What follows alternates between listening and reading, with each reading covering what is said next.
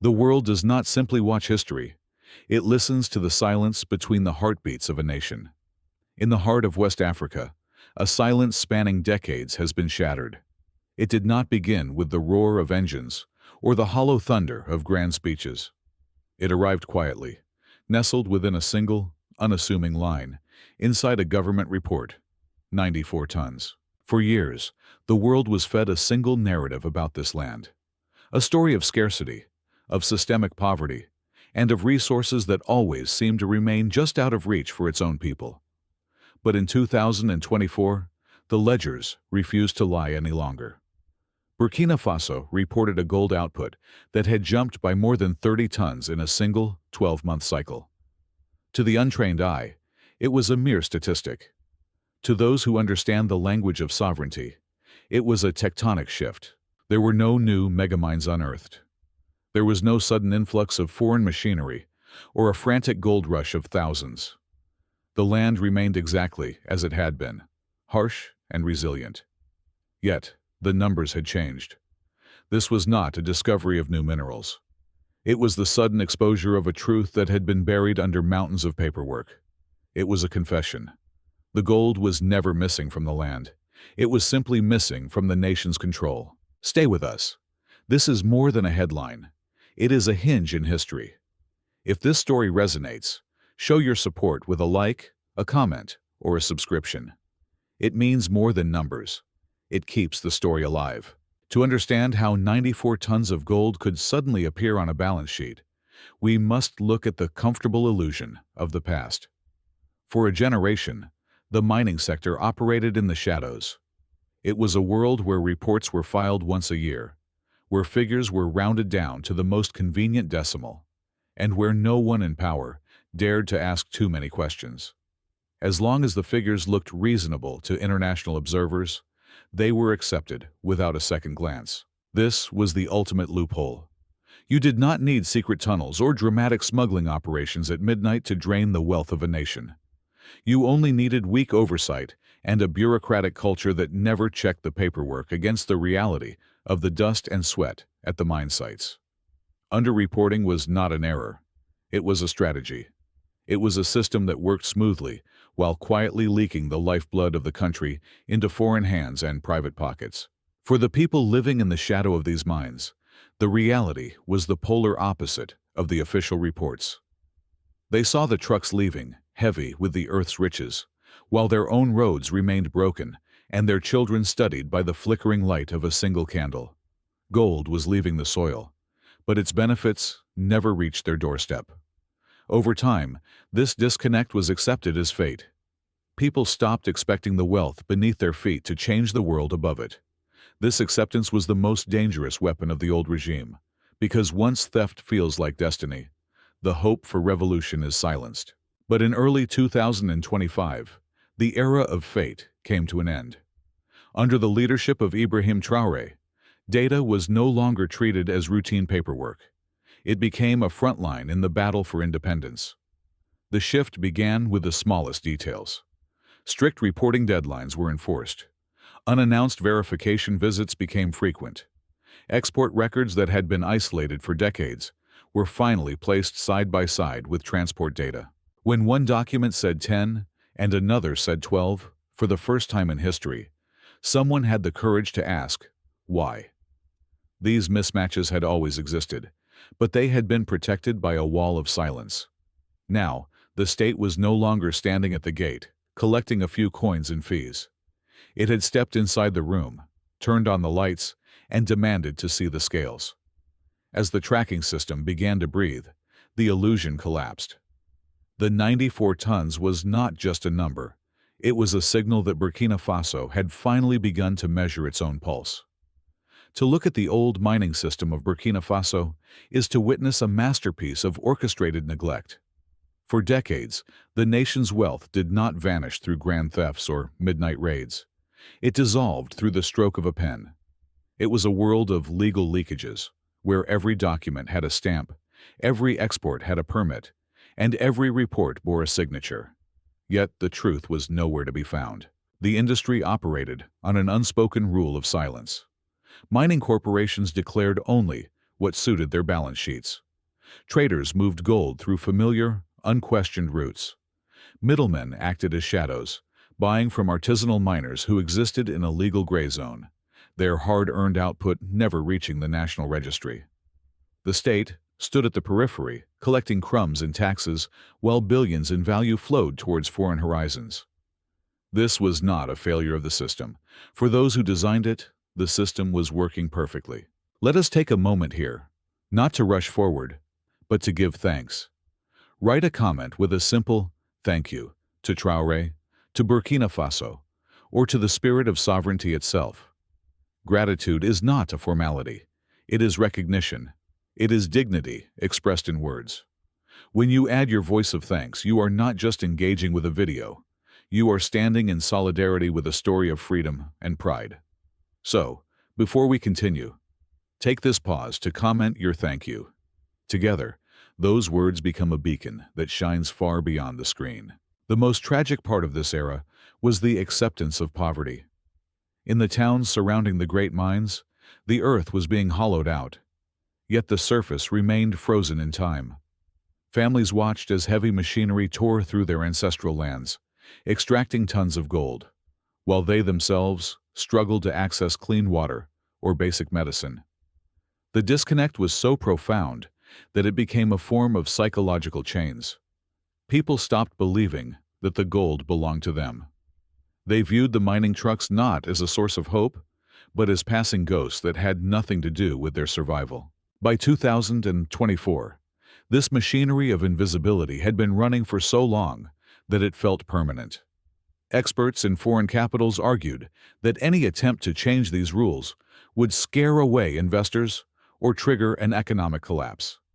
They claimed that a landlocked nation like Burkina Faso was too weak to demand honesty.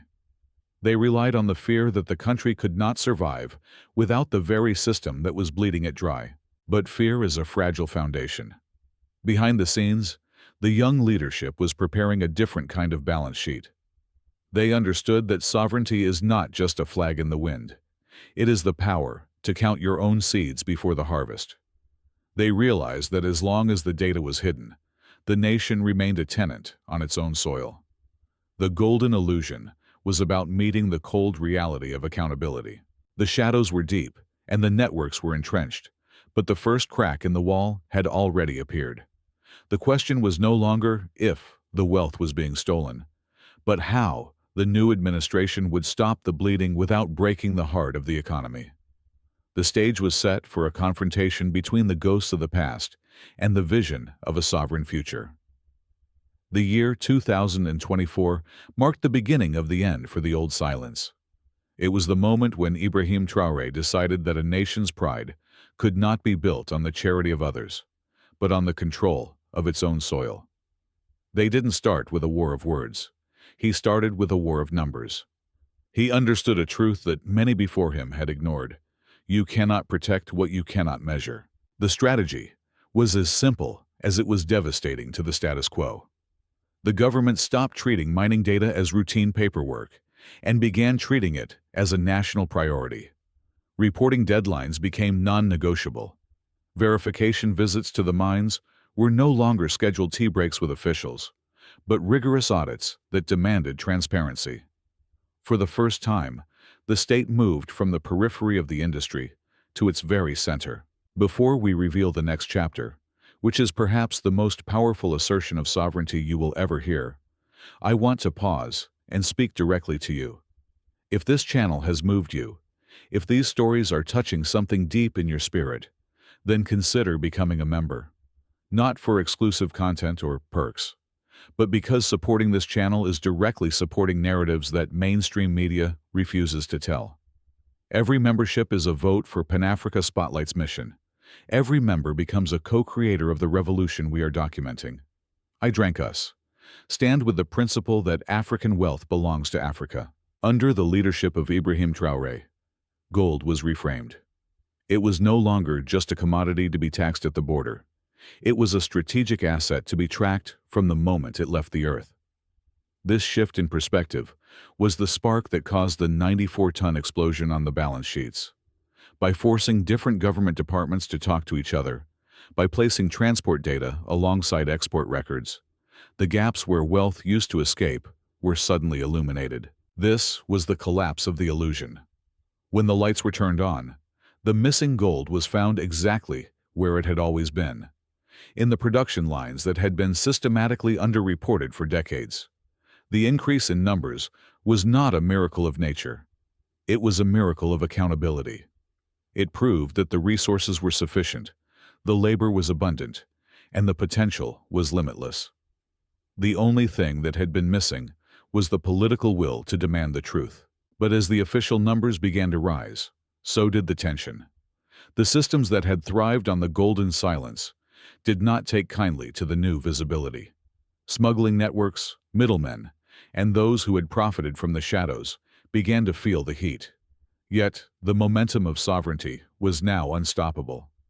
Burkina Faso was no longer asking for permission to be wealthy. It was simply counting what was already its own. The question shifted from how much gold do we have to how much power can this gold generate for our people? For decades, a massive part of the nation's heart beat in total darkness, unheard and uncounted.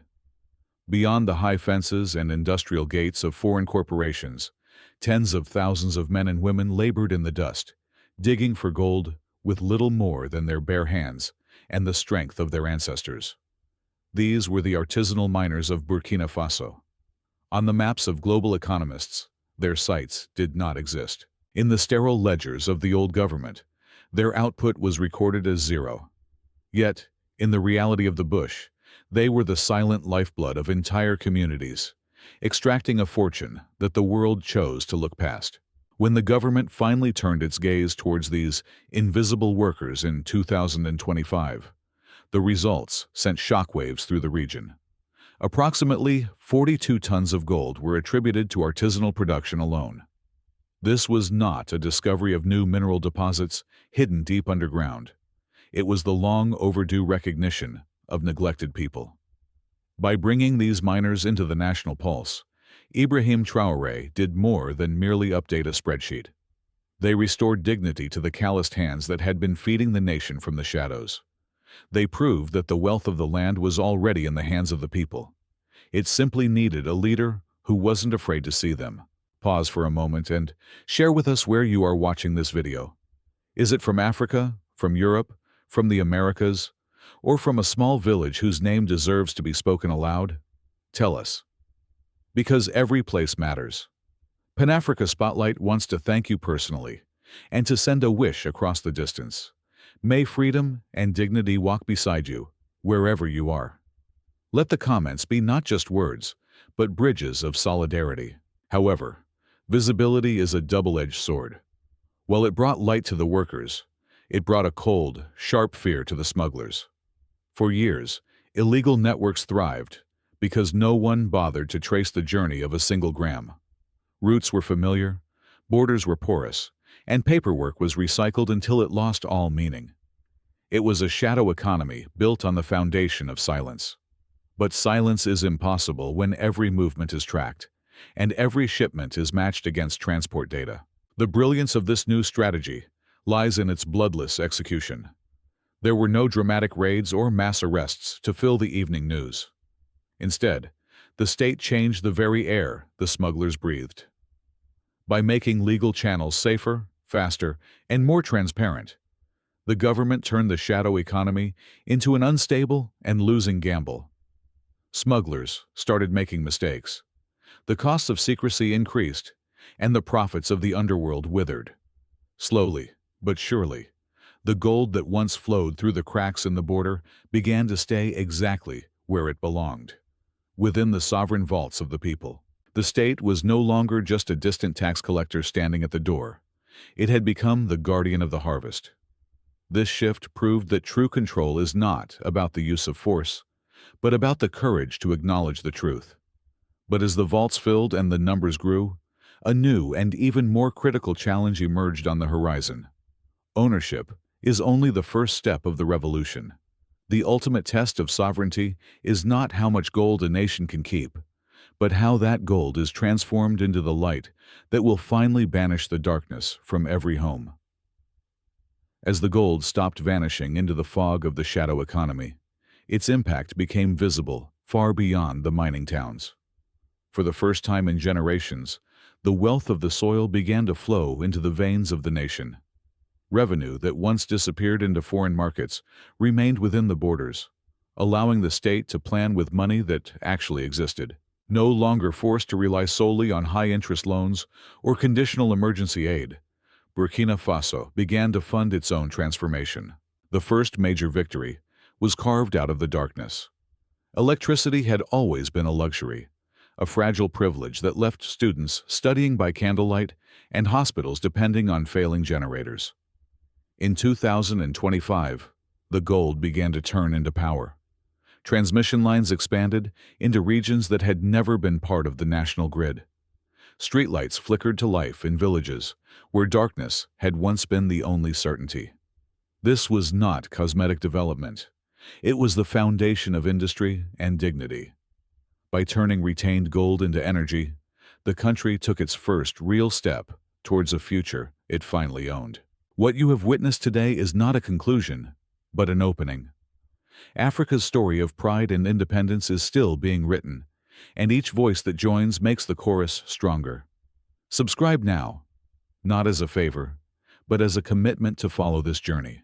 Because the next video will not just continue the story, it may reshape how you see the world. Do not let this moment pass into silence. Subscribe and stand ready for the chapter that comes after this one. The year 2026 is no longer viewed as a continuation of a troubled past, but as a systematic reset. Under the architecture of the new administration, mining is no longer a background activity. It is a strategic pillar tied to national survival. Artisanal miners are being organized into cooperatives, gaining access to safety standards and fair bargaining power. The middle layer of the industry, the semi-mechanized projects, is now under local ownership, ensuring that the value chain remains anchored in West African soil. This transformation did not begin with a miracle in a mine. It began with a political decision. It was the moment the leadership stopped asking how to fit into a broken global system and started asking if that system deserved to remain unchanged. Ibrahim Traoré has shown that sovereignty is not merely a declaration made in a palace. It is a system built through data, tracking, and the courage to reclaim what was stolen. The number 94 is no longer just a statistic.